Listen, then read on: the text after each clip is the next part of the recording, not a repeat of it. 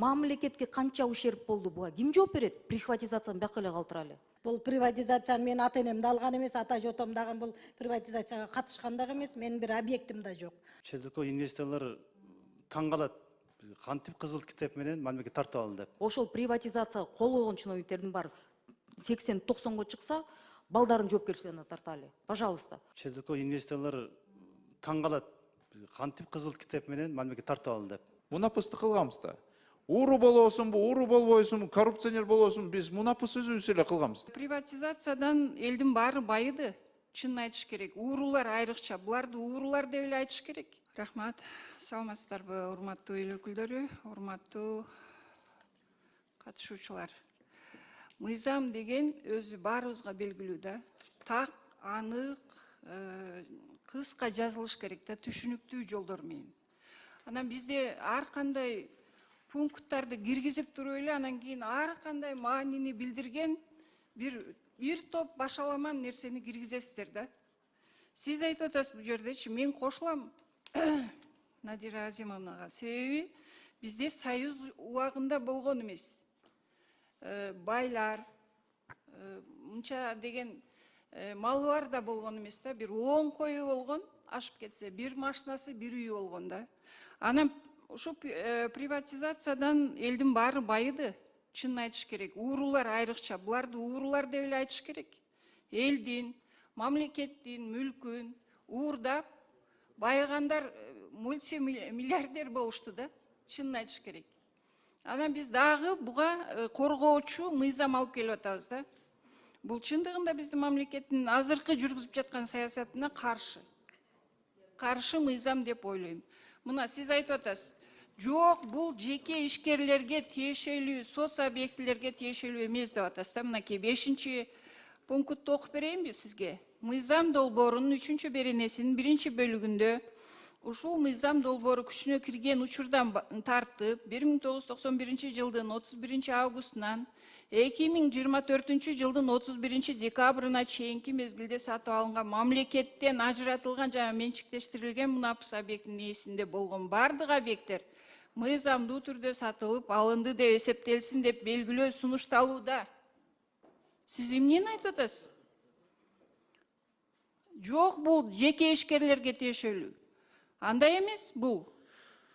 Анда бул жерди өзгөртүш керек. Жок, мага мен уже сиздин максатыңызды түшүндүм да, жооп бербей эле коюңуз. Анда бул 5-чи пунктты өзгөртүш керек. Надира Азимовна айткандай башка мыйзам алып чыгыш керек. Мындай болбойт да, мыйзамды алып чыгасыздар дагы 5-6 түшүнүктү берген ар кандай бир лазейка калтырып жазасыздар да. Анан бул жерде мыйзам алып келгенде ушинтип биз окуп отура беришибиз керек да, анан бул жагы мындай жазылган турбайбы деп өтүп кетет. Ошо менен анан кийин кетесиңер. Максатыңарга жетесиңер. Элдин мүлкүн, мамлекеттин мүлкүн тоноп байгандарды ууру деп эле айтыш керек. Эч кандай ал мультимиллиардер же миллионер эмес. Бизде саналуу эле өзүнүн эмгеги менен жеткен миллионерлер бар да. Азыр эмнеге мындай сиз ар кандай маанини түшүндүргөн нерсени айтып атасыз? Мен сизге вообще түшүнгөн жокмун. Уруксат болсо жооп берейин Айсара Анашевна. Мына 4-чү беренеде так жазылып турат. Мунапыс берүү объектинин ээси мүлкүнө карата төмөнкүдөй мүнөздүү улуттук укуктук негиздерге сакталган жеке юридикалык жак. То есть кимге мунапыс болот? Бул мүлктү ачык рынокто сатып алган, ошол убакта компетенттүү мамлекеттик органда ал мүлккө карата укуктардын каттоосун жүзөгө ашырган. Бул сатып алган, бул фиктивдүү эмес, бул тууганынан алган эмес, мурас катары алган эмес, бул ачык базардан сатып алган. Бул эч кандай приватизацияга тиешеси жок адамдар. Мен уктум аны, сиздин сөзүңүздү. 5-чини окуп бердим го. Окуңуз анда 5-чи. Ошо 5-чи пункт 4-чү пункттан кийин да. Жок, 5-чини окуйсузбу азыр? Кимге мунапыс берилет? Жок, 5-чи пунктты окуп бериңиз азыр элге, өзүңүз. 5-чи пункт канчанчы беренени айтып атасыз?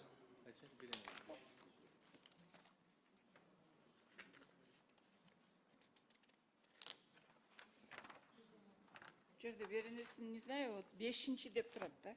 Жок, ошо 5 кайсы берене экен? Мен сизге окуп бердим. Канчанчы глава?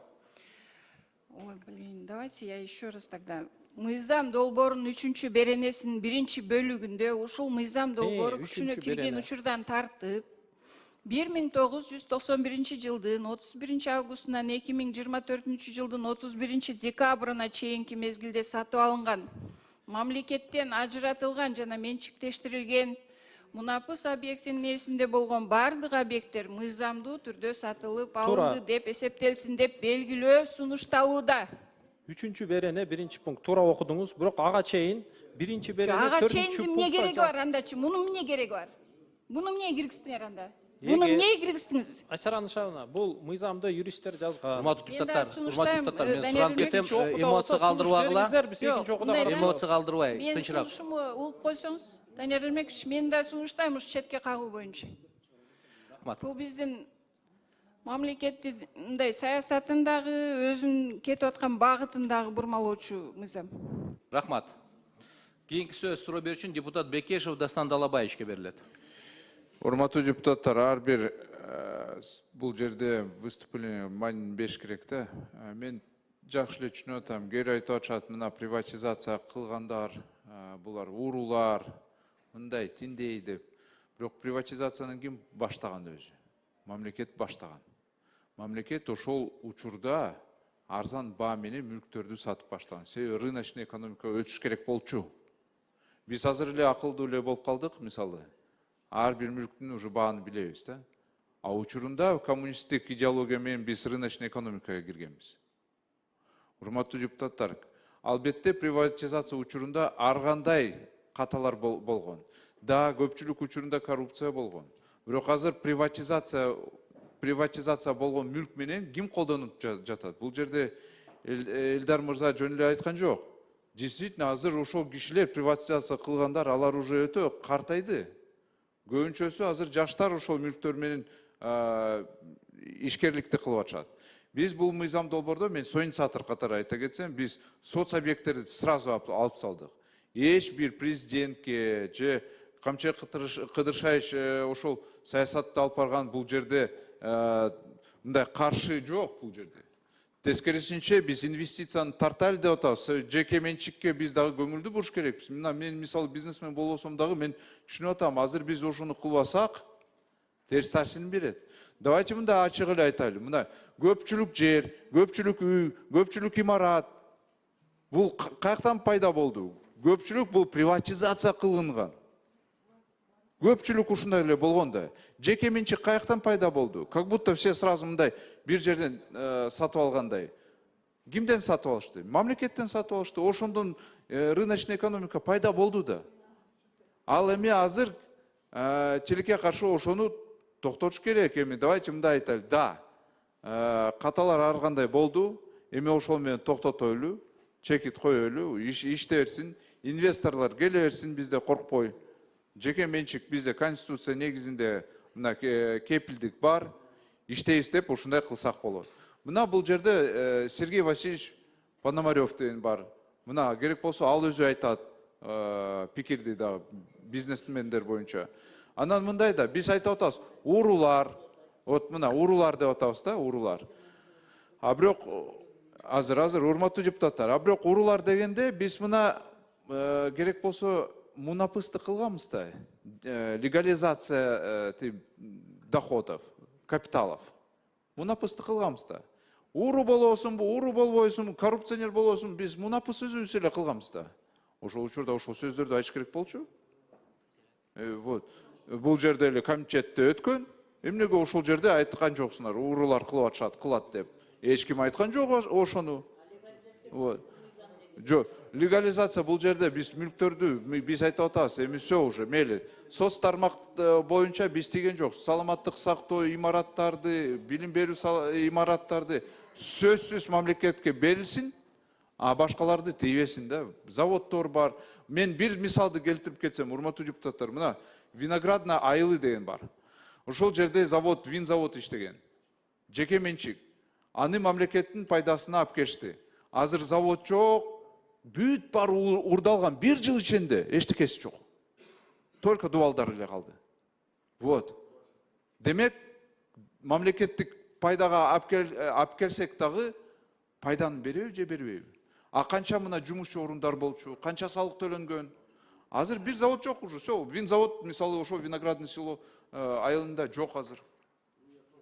Вот, так что, урматтуу депутаттар, эми бул жерде мен лично, мен атам дагы, менин ата-энем алар приватизация бир дагы тыйынды кылган жок, чынында. Мен дагы менин тийишим жок, бирок мен түшүнүп атам азыр. Биз ошону кылбасак, экономикага терс таасирин берет да. Рахмат. Рахмат, Дастан Далбаевич. Кийинки сөз суроо берүүчүн депутат Сурабалдиева Эльвира Жыргалбековна берилет. Рахмат, Элдар мырза. Мен сизден суранат элем, биякта сиздерге суроо берип атканда эжекелериңиз менен айтышпай, эмоция алдырбаңыз депчи, инициатор катары главный. Бирок сиздин айтып кетпеген бир нерсеңиз бар да, мына Дастан Далбаевич айтканычы. Кечиресиз. Дастан Далбаевич айткан сөз, эмнеге бүгүнкү күндө Кыргызстанга ишкерлер, инвесторлор келбейт? Ошону коркпой эле ачык айткыла да. Биякта, может быть, бизнесмен аралашпаган адамдар отурасыздар. Бирок бизнесмен аралашкан адамдар да көп да. Өкмөттө иштегендер да бар. Ары чуркуп атышат, бери чуркуп атат. Мына повесткада деген крипто майнинг мыйзамдар эмне келип атат? Инвесторлор жок. Ишкерлерди кустуруп атып, коркутуп атып, желкесинен алып атып, мына ушуга жеттик. Анан ушул мыйзам эмнеге керек? Сырттан сиздер эгер сыртка чыкканда, инвестиция жөнүндө сөз кылганда алар сурайт. Гарантия частной собственности есть или нет? Когда гарантия частной собственности есть, к вам снаружи придут инвесторы. Ошону өкмөт так жооп бергенге үйрөнгүздөр. А сиз инициатор катары ошол маселени сиз да сыртка көп чыгасыз, айткыла да ачык. Мисалы, мен сыртка чыксам, биз да чакырып атабыз. Келгиле, у нас все замечательно, все хорошо. Алар интернетти ачат. Бир инвестор, бир ишкер ыйлайт, тигини камады, буну камады, камалган баары эле өкмөт кызматта иштегендер эмес, бүт ишкерлер камалып атат. Сөз эркиндегенде журналисттер камалып атат. Ана сөз эркиндиги жок болсо, еще красный частная собственность деген каалаган келип УКМКдан да мен ойлойм, биякта камчы кыдыршаш менен президентке жетпеген көп иштер бар. Аны корккон эл сыртка чыгарбайт, интервью бербейт, ачыкка чыкпайт. Унчукпай эле берген долясын берип туруп куткарып чыгып кетип атышат. Бунун баарын ишкерлер билет. А сыртта жүргөн инвесторлор ошол ишкерлерден сурайт. Самый главный инвестор в Кыргызстане это кто? Это отечественный предприниматель. И ошол отечественный предпринимательдин 30 жылда контакттарын баары сыртта болгондор аларга чалат. Ай, сен чоң ишкер экен, орто ишкер экенсиң, мындай кичи ишкер экенсиң, кичинекей ишкер. Айтчы, насколько безопасно? Иштегенде сеникин эч ким тарта албайбы? Жок кандай гарантия.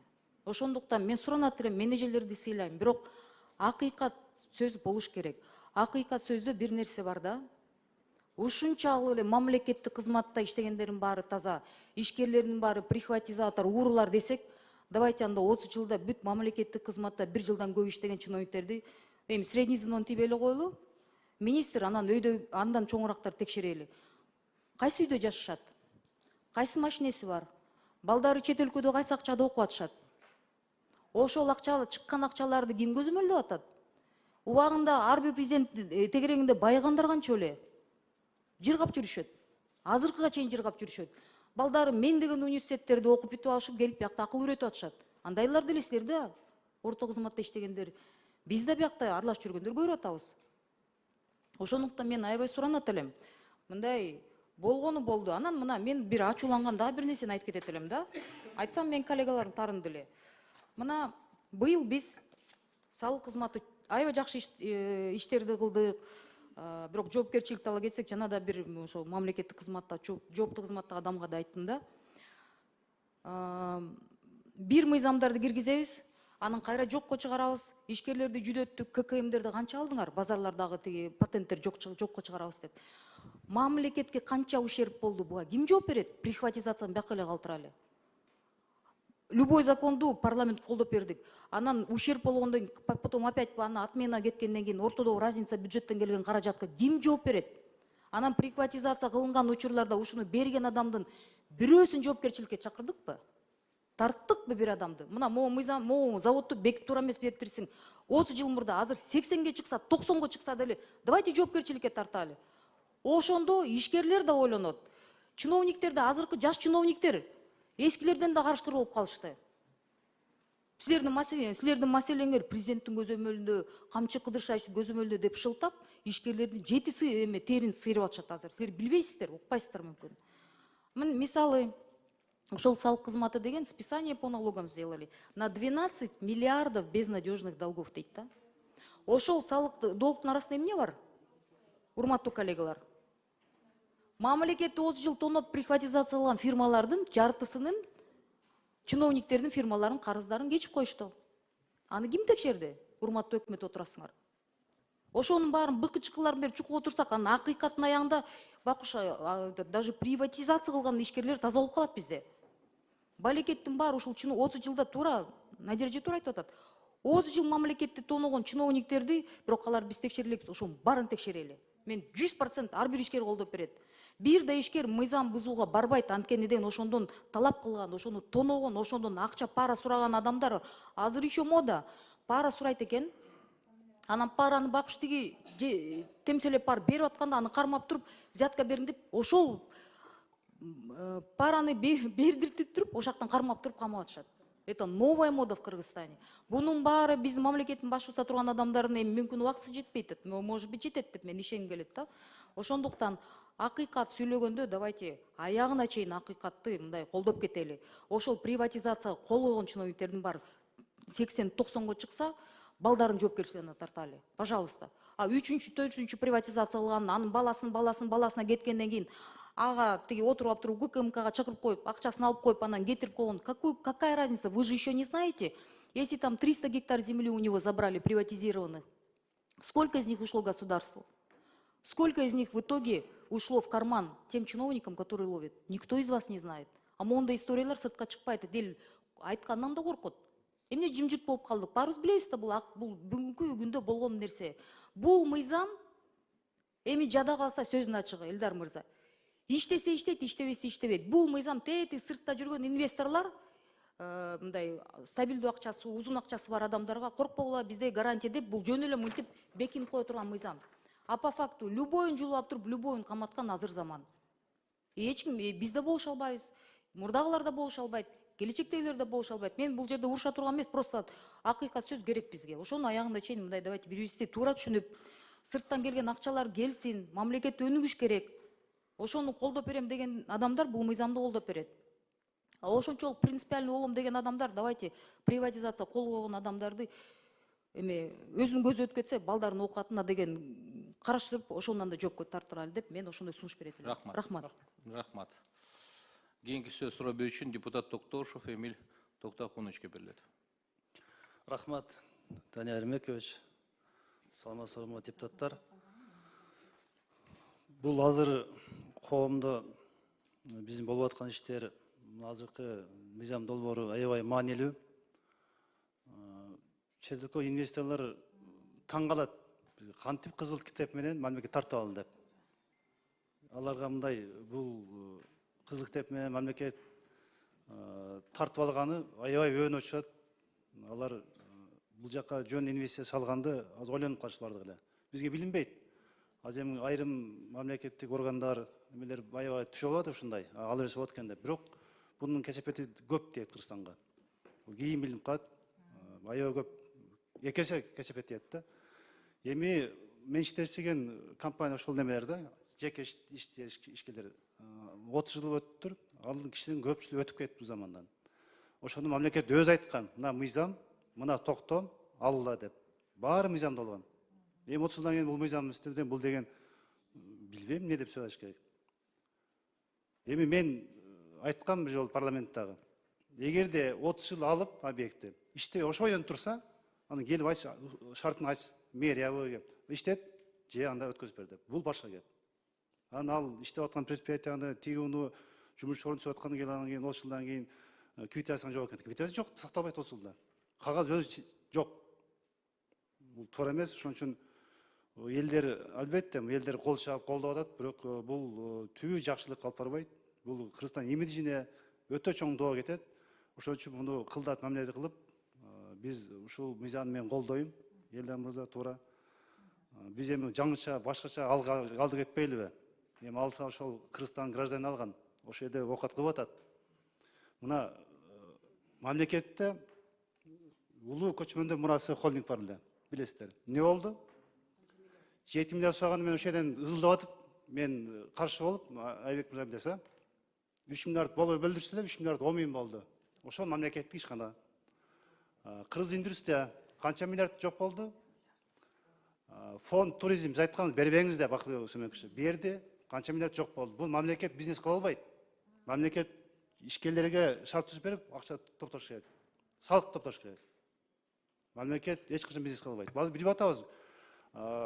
Мамлекет алган объекттер өтпөй кайра тоналгондар да бар экен азыр. Мамлекет ошол баалап, урунушмады миллиард атпай, өзүнүн баасы миллиард болбойт ал. Ошону кайра аукцион койсо өтпөй атыптыр. Ким албай, эч ким албайт да. Анан өзүн өзү урап жок болуп атат. Бул мамлекетке да зыян, ошонун ээсине зыян, жөндө бирибизди уруп сокпой атат да. Ошон үчүн кылдат мындай мамиле кылып, урматтуу депутаттар, мындай туура мындай калыс оюбузду айталы. Каяк карабыз, макул, бүт мамлекет берели. Мамлекет иштете албайт да. Кайра жооп атпайбы? Ошон үчүн бул мыйзамды колдош керек. Урматтуу президентибиз дагы, Камчы Кадыршаевич дагы угуп турат баарын. Аларга турмес маалымат аябай көп кирет. Жакшы көрөнүм деп кошумачылар баарын ошо үстү көздөй кылып алды да. Ошон үчүн биз депутаттар калыспай берип, муну токтотуш керек. Биз башкача ойлош керек. Жумуш орун түзүп жүргөндө ойлонуш керек. Ошо ишкерге шарт түзүп бергенде кайра тескерисинче ошо объект иштетип болсун, иштетпей кандай иштетип жардам керек деп мамлекет барыш керек. Налогун көтөр деш керек. Ошон үчүн башкача мындай өссөк, урматтуу депутаттар, бул мыйзам азыр коомго аябай керек. Биз колдоп бериш керек. Кеч болсо дагы. Кеч болуп калды, бирок азыр да кеч эмес. Рахмат. Рахмат. Кийинки сөз депутат Талиева Камила Абдыразаковна берилет. Рахмат. Мен көп сүйлөбөйм, кыска эле менин оюмду азыр бул жерден Эльвира айым дагы, бул жерден Эмил мырза, Дастан мырза дагы айтып өтүштү. Мен кыскача эле мен эмне үчүн бул мыйзамга тиги автор Абакиров мырза келип, биз былтыртан бери эле сүйлөшүп атабыз да, мыйзам долбоорун түшүндүргөндө мен эми сизди экономист катары мындай министрликте дагы министрдин орун басары болуп, анан билимдүү депутат катары сиз абдан далилдүү фактылар менен түшүндүрүп бердиңиз. Анан мына азыр бул жерде Эмил мырза айткандай, жыйынтыгы келип туруп эле биздин экономикалык саясатыбызга бул өзгөчө таасири бар экенин мындай түшүнүү менен мен макулдук бердим да. Биринчи мындай үстүртө мыйзамды караганда чынында эле мындай саботаж сыяктуу, чынында эле президенттин саясатына каршы чыгып алып эле өзүбүзчө биз союздун убагында биз приватизацияны ата энебиз кылып алып, ал бизге өтүп, эми биз ошону сактап калалы деп мен жеке өзүмө жооп берем. Ошондой болуп кала тургандай эле бир саботажниктей көрүнүп калбайын да, мен ошон үчүн сөз алдым. Мен бул приватизацияны мен ата энем да алган эмес, ата жотом дагы бул приватизацияга катышкан дагы эмес, менин бир объектим да жок.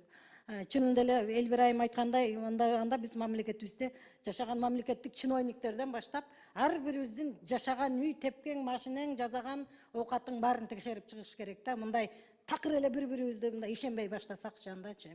Мен бул мыйзамды чынында бул жеке менчик укугун жогору койдум да. Бул мыйзамда жеке менчик укугу мыйзам менен корголуш керек депчи. Ошол маселеде мен анан экинчиден мына тиги биздин ошол туристтик мындай багыттагы мына чет өлкөлүк валюталардын агып келишин камсыз кылууда дагы бул мындай мааниси абдан зор болот да, туристтик объекттер үчүнчү. Анан бул иш орун менен камсыз болот дедиңер. Анан бир экинчи, үчүнчү, төртүнчү колго өтүп кетип, ошол объектилер, мисалы жана Дастан мырза айткандай, заводдор атам заманда эле алар таланып, тонуп, жок болуп, жери калып, эми бүгүн жанагы ата жотосунан калганбы же сатып алганбы киши бизнес кылуудан коркуп турат. Же завод курайын, же мындай бир жеке менчик бир мындай ишкана ачайын деп, ошого мындай эми мыйзам менен корголо турган жагы бар дегениңерден улам мен. Андай болсо бизге абдан бул мыйзам керектүү экен деп мен колдодум. Ошол жагынан колдодум.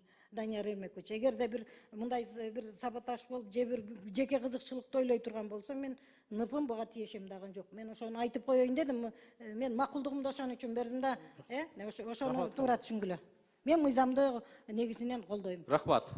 Рахмат. Кийинки сөз депутат Алтынбеков Айбек Алтынбековичке берилет. Рахмат, Данияр Эрмекович. Саламатсыздар, урматтуу депутаттар. Кабминдин оюн угуп койсок, урматтуу депутаттар, бул мыйзам долбоору боюнча мына Бакыт мырза келип отурат. Бакыт мырза, ушул мыйзам долбоору боюнча өзүңүздүн эмеңизди берсеңиз, Кабминдин корутундусу кандай бүгүнкү күндө? Сиздин жеке оюңуз кандай? Урматтуу депутаттар, урматтуу комитеттин мүчөлөрү, министрлик өз учурунда өзүнүн корутундусун даярдаган болчу. Корутунду кыскача айтканда, бир топ пикирлер, сунуштарды сунуштаганбыз. Ошолорду эске алып, доработка деген кыскача формулировканы сунуштаган болчубуз да. Анткени бир нече ушул кабыл алуу, бул мыйзамды кабыл алуу жада калса бир нече кодекстерди түздөтүү, оңдотууларды талап кылуучудай болот. Анткени кодекс өз учурунда мындай статусу, макамы өйдөрөөк болгондуктан мыйзамды кабыл алган менен дагы бир топ чоң жумуштар ишке ашырууну талап кылат деген бир корутунду чыгарган болчубуз да. Ошондо мен сизди түшүнсөм, Бакыт мырза, биз азыр биринчи окууда колдоп берип, экинчи окууда Кабминдин сунуштарын эске алып, ошо түзөтүүлөр менен киргизсек болобу, болбойбу?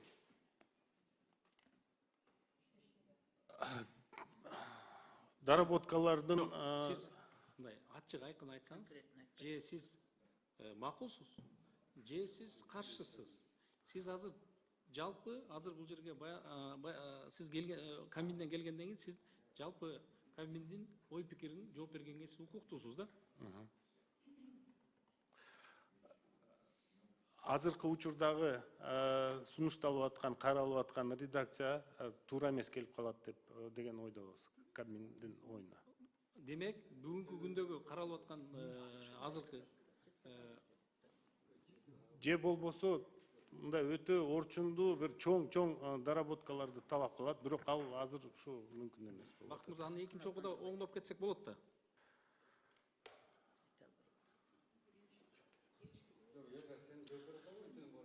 Биз бүт сунуштарды карап чыктык. Анын баарын экинчи окууда эске алып койсок болот. Ал жерде мындай бир кардиналдуу деле сунуш жок. Мындай деталдуу бир техникалык эле маселелер. Элдар мырза, мен Бакыт мырзадан сурап атам да. Эми ал сизден сурайм да. Мен өз оюмду айтып атам. Бакыт мырза, сиз конкреттүү түрдө анда алдыңызда ушу кагаздар турат да, кайсыга сиздер макул эмессиздер, кайсы пункттарга макул эмессиздер, кайсы пункттарга сиздер макулсуздар. Ошол боюнча мындай ачык айкын эле билдирип койсоңуз, Бакыт мырза, аны кагазга ороштун, этият болуштун ачык эле айтыңыз да. Корутундун жалпы 4 паракта жазып бергенбиз. Мен оңдоп атайм 7 паракта. Ошонун баарын эске алгыча жаңыдан карап чыгышта туура болгудай да. Эми Бакыт мырза, мен урматтуу депутаттар, уруксат бересиздер. Мен сиздер сүйлөгөндө аябай кунт коюп уктум да, кечиресиздер. Бакыт мырза, азыр менчиктештирүү бул мыйзам долбоору карасаңыз 91-жылдан 24-жылга чейин деп кирип атат да, мөөнөтү кирип атат. Сиз мына Кабминде иштейсиз, көп жылдан бери иштейсиз. Менчиктештирүүдүн ошол убакта болгон максаты эмне экен? Сиз ошол убактагы өкмөттүн оюн, сиз бүгүнкү күндө ошолордон кийинки өкмөттүн мүчөсү болуп иштеп аткан катары ошол ой пикириңиз кандай ошолорго? Ошол убактагы чечимдерге? 91-жылы мен 12 жаштагы кичинекей өспүрүм элем, бирок анысына карабай негизги максат приватташтыруунун негизги максаты ошол кездеги экономиканын, пландуу экономиканы, рынок экономиканын принциптерин киргизүү, ошонун негизинде ошо жана приватташтыруу дагы бир шайман катары каралган болчу да. Ошол убактагы өкмөттүн ушул чечимдери туура болгонбу же туура эмес болгонбу? Ошондон да айтып койсоңуз. Менчиктештирүү туура болгонбу, туура эмес болгонбу? Эми менчиктештирүүнү мен кошулат элем. Сиз туура болгон же туура эмес болгон деп? Жок, баары туура же баары туура эмес деген. Мына сиз азыр бүгүн Кабминдин мүчөсүсүз, туурабы? Жок, заң орун басарсыз, туурабы? Кечиресиз. Министр. Министр экономикасыз. Ооба. Мына сиз кечиресиз.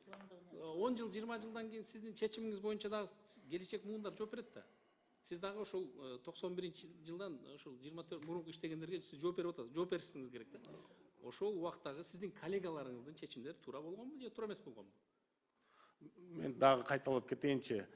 Баарын туура же баары туура эмес деген бир аз кандай десе жок, мыйзам ошол убактагы чыккан мыйзамдардын баары ошол убактагы депутаттарыбыздын жогорку кеңештин депутаттарынын колдоо. Бақыт мырза, маған көңіл бұртсаңыз, Асан мырза, сіз эме кылбай тұрыңыз, жол болбой тұрыңыз. Тура болгон, бирок аткарылышы кээ бир жерлерде туура эмес болгон деп жооп берсеңиз, туура болот эле да ошонун нерсе. Туурабы? Мен толугу менен кошулам. Бирок ошол эле туура эмес адамдар, арзан алган, жана туура эмес алып алгандар боюнча сиз айтсаңыз туура келмек да. Кошулам.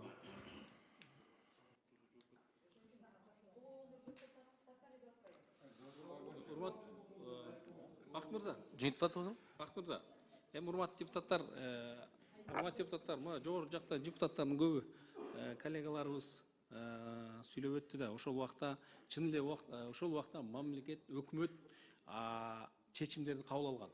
Базар экономикасына өтөбүз деп көптөгөн, мисалы үчүн эле кой чарба, мал чарбачылыгын алсак, миллиондогон койлорубуз бар эле. Миллиондогон жаңағы уйларыбыз бар эле, бордоп багылган анын ичинде, жылкыларыбыз бар эле.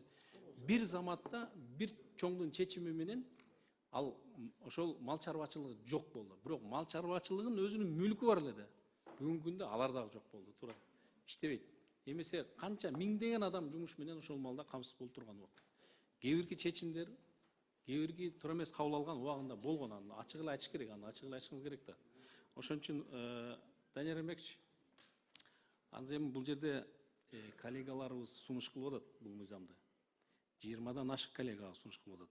Биз биринчи окууда колдосок, анан экинчи окууда биздин коллегаларыбыз Элдар мырза, сиз кабин менен, кабин мүчөлөрү менен, жана ошондой эле биз башкы прокуратуранын корутундусун алышыбыз керек ал жерде да. Ушулар менен иштесек, анан экинчи окууга келсек, анда ошондой өз ойлорубузду билдирсек. Рахмат. Рахмат, аз жыйынтыктап алайлы. Акырында берели сунуштарды. Урматтуу депутаттар, рахмат. Негизи бул мыйзам долбоорун биз мына кеңири аз талкуулап атабыз. Биринчиден түшүнүш керек да, бул приватизацияны биз ошону баштаганда, эгерде бир кандайдыр бир объект приватизация болуп атканда, негизи ошол багыт боюнча ал иштетиш керек эле. Эгерде бул автобекет болсо, автовокзал болсо, бул эгерде ошону приватизация кылган болсо, ошо автовокзал иштетиш керек эле. Эгерде ошону иштетпестен, ал талкалап, жерлерин сатып, жок кылып байган болсо, анда жоопкерчиликке тартылыш керек. Бул жерде эки тараптуу болуп атат. Бул жерде туура депутаттар ошол нерсени көтөрүп атат, но ошонун арасында эле бүгүнкү күндө кайсы бир кандайдыр мамлекеттик ишкананы булар приватизация кылып алып, но бирок ошол багытта иштетип аткандар бар да. Ошол эле мал ферма болсо, же ошол эле кандайдыр бир пахта завод болгон болсо, чыгаруучу ошону алып, бүгүнкү күндө ошол заводдор ошол багытында иштеп атат, өзгөрүлбөгөн. Ошон үчүн мындай таразага биз салышыбыз керек. Эгерде экинчи окуга карата буну карасак, ошо сунуштарды берели. Ошо убагында арзан баада алып, ошол кандайдыр бир чоң мекеме ишкананы талкалап жок кылган болсо, аларды киргизбеш керек. Алар төлөсүн, кайтарсын. А эгерде ошол багытта бүгүнкү күндө иштетип, жаңы жумуш орундарын түзүп, өркүндөтүп, өнүктүргөн ишканалар болсо, ал жери башка маселе, урматтуу угандар. Ошон үчүн мен ойлойм, бу жерде шашылдын кереги жок. Мына азыр мен депутаттар туура айтып атат. Эгерде туура көрсөңүздөр, ошонун концепциясыны бекитип, колдоп берип, экинчи окуга карата баардык депутаттар катуу киришип, сунуштарды берели. Эгерде ошо биздин сунуштарыбызды кандайдыр бир кабыл албай же кандайдыр бир карама каршылык болсо, анда бар жок алды урматтуу депутаттар. Кайрадан биз ушул маселени чыгып, анда четке кагып койсок болот. Ошондуктан туура айтты, бул жерде 24 депутат биздин кесиптештерибиз ушул мыйзам долбоорго соинициатор болгон экен. Ошондуктан мен ойлойм, алардын да ойлору болсо керек. Бундагы кенен ошолор менен талкуулап, кийин жыйынтык чыгарсак. Рахмат. Сөз депутат Нурматовада. Рахмат, Данияр Эрмекович. Бул мыйзам боюнча негизги больной точкасы деп коебуз. Ошонусуна мен тийип койдум окшойт. Ошон үчүн бул маселе мыйзамдын долбоорун негизги түпкүлүгү ошол приватизацияга барып такалып атат да. Келип чыгуу немеси дагычы, мыйзамдын зарылчылыгы дагычы, муктаждык дагычы. Экинчиден, бул жерде буга чейин биз 10-жылдан бери бир канча жолу ушул маселени көтөрүп жүрөбүз да, көтөрүп жүргөн менен эч ким тийбей аткан. Ошол приватизация болгон маселелерге мамлекеттин мүлкүнүн ушул айыл өкмөттөн баштап, колхоз совхоздон баштап, жогорку завод, фабрикага чейин, мамлекеттик деңгээлге чейинки мекеме ишканалардын менчиктештирилип кеткен, анын мүлкү боюнча ордунан кыймылдабай аткан да. Болгону биз социалдык объектилерге, мектептерге, анан бала бакчаларга ооруканаларды ошолорду гана кайтаруу жөнүндө сунуш кылып келатканбыз жогорку кеңештечи. Ал дагы толук кандуу өзүнүн максатына жеткен жок да бүгүнкү күндө. Мына акыркы 1,5 жылдын аралыгында 1,5-2 жылга жетпеген убакытта бул массалык түрдө кетип атат. Жанагы снос дегенге таянып туруп, канча адамдардын мүлктөрү кайтарылып алынып атат. Азыр жана Эмил мырза айткандай, анын учуту кимге барып такалат, аны бир Кудай өзү билет. Бирок ошолордун адамдардан массалык түрдө кайтарылып алып атат. Базарлары, автобекеттери, башкалары, анан кийин ошол чоң килтейген автобазалар, мисалы үчүн азыр сиз айткан ойду мыйзамда көрсөтүптүр. Жана өзүнүн багыты менен менчиктештирип, ошону улап иштеп кетип аткан болсо, заводто өнүктүрүп кетип барса, бала бакчаны бакча кылып иштетсе, мектепти мектеп кылып иштетсе, өндүрүштү өндүрүш уюштуруп, башка багытын өзгөртүп, өндүрүш уюштурган болсо, алар жөнүндө сөз жок. Ал жөнүндө биз легализация боюнча мыйзамдарда деле бар, конституцияда деле белгиленип, бакыйып жазылып турат, жеке менчик кол тийгиз депчи. А биз мына бул жекече ар бир адамдарга тиешелүү мүмкүнчүлүктү түзүп бере турган мыйзам болуп атат мына. Ошон үчүн мен бекеринен сөз козгогон жокмун. Жана айтып атпаймынбы? Мен бүт анализ кылып туруп, анан негизге таянып туруп, мисалга фактыга таянмай сайын мен сүйлөбөйм, өзүңүз билесиз. Азыр коомчулук угуп турат. Ошондуктан биз азыр мына мыйзамды чала мыйзам болуп атат да. Мына 40 жаш, 30 жаш деп жазгандын бардыгы ошол приватизация мезгилдеги туулуп, эчтекени биле элек балдар бүгүнкү күндө 30-40ка чыгып, эмгекке жарап, ошол колдон колго алып, анан кийин бүгүнкү күндө ошону иштеп атат деген сөз. Ал эми сиз айткандай жанагындай өзүнүн багытын өзгөртпөй иштеп кетип бараткан жөнүндө ар кандай кырдаалда аларга мамлекет өзү шарт түзүп берет. Анан ошолорго таянып туруп эле немеден инвестиция келбей атат, чочулуп атат, коркуп атат деген сөздөн биз алыс болушубуз керек да. Мисалы, бир гана нерсе бул күнгө чейин деле мунапыссыз эле биздин кол тийбестик жөнүндө мамлекеттин мыйзамы бар. Ошонун негизинде адамдар сотко берип, соттошуп атат азыр, тарттырып койгондорчу. А биз мисалы үчүн Ошто канча объектилер кайтып атат, аны көрүп атабыз да. Ошонун артынан ачыкка чыкпаган менен канча адам соттошуп, нараазычылыгын билгизип атат. Заман ушинтип турбайт да. Бир мезгил келет, адамдар өзүнүн жеке менчиги үчүн дагы мамлекет менен соттошо турган күндөр келет. Ошон үчүн мен мынтип айтат элем. Бул мыйзамды азыр күн тартибинен алып турайлык. Анан эми биз 20дан ашык коллегабыз колдоду деп туруп, жанагындай коомчулукка каршы келе турган саясатка өтүп алганыбызда биз анда өзүбүздүн коллегаларыбызда туура түшүнүш керек.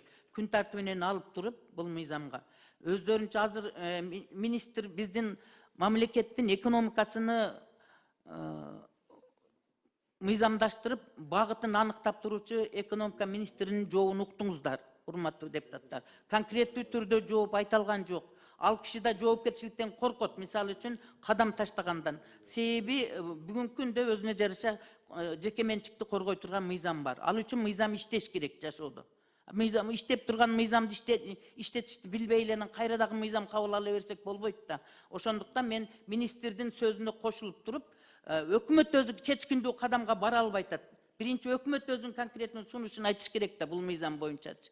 Биз отуруп алып туруп, алиги кыздын көңүлү, таздын көңүлү деп коллегаларыбыздын көңүлүн алып туруп, биринчи окуудан кабыл алып койгондо туура болбой калат. Мен калыстык сунушумду айтайын, жана мыйзамды күн тартибинен алып турсун дагы, буну жеткирип бышырып иштетип кайрап келсин. Анда парламент укугу өткөрсүн, коомдук укугу өткөрсүн, көпчүлүктүн сунушун угайлы, өкмөт, Минэкономика өздөрүнүн пикирлерин жазуу түрүндө алып келип, берген корутундусун ошол жерде далилдесин. Рахмат. Ошон үчүн мен сунушумду колго салып күн тартибинен алып турайын. Рахмат. Ошол эле калыстык болот. Рахмат. Надира Айжимовна, бул жерде баягы 24 депутат. Бул жерде кошоматчылык жок, башка жок. Али жаның кашайганда ачык сөз айтасың да. Рахмат. Надира Айжимовна, бул жерде баягы биздин коллегалардын көңүлүн алыш эмес. Бул жерде биз реалдуу эле ар бири баягы өздүнүн билген калыс нерсени айтып атабыз. Сиздин оюңуз кандай бул? Күнө боюнча бир сурап коелу. Өкмөттүн сунушун карап чыкканбыз. Эми Бакыт мырза билбейм канчалык карап чыктыңар, ал жерде техникалык маселелер, мына окуп берейин. Менчиктештирген мүлктүн арасында муниципалдык мүлк кирбей калыптыр, аныктамага дейт. Эми андайды экинчи окууда кошуп койсок болот. Ушуга окшоо маселелер бар экен. Аны экинчи окууда эске алып, Данияр Эмекевич, биринчи окууда концепциясын колдоп берип коюңуз, экинчи окууда карап чыгабыз баарын. Рахмат, урматтуу, мындай кылайлы. Азыр бул жерде 2 сунуш түштү. Биринчи сунуш Алтынбеков, Айбек Алтынбекович берди. Жок, официальный микрофондон Айбек Алтынбекович сөзүн айтып кетти. Ал сиз сөз алып бердиңиз. Мейли, мен кезегимен кое берем. Баркы жок. 2 сунуш түштү эле мындай. Депутат Нармат Надир Азимовдан сунуш түштү. Бул маселени, бул мыйзам долбоорун күн тартибине алып кайрадан иштеп келсин деп. Экинчи сунуш Алтынбеков, Айбек Алтынбековичтен түштү. Аталган каралып аткан мыйзам долбооруну концепциясыны колдоп берели. Бирок экинчи окууга карата өкмөт менен биргеликте иштеп, кемчиликтерин бүт карап чыгып, экинчи окууга карата ошо депутаттардан келген сунуштарды эске алып келсин деп. Урматтуу.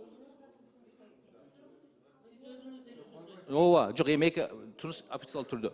Эми урматтуу депутаттар, ошондуктан кегиле дош менен чечип коелу. Азыр ирет менен коелу. Надир Азимовдун сунушун биринчи коюп берели да.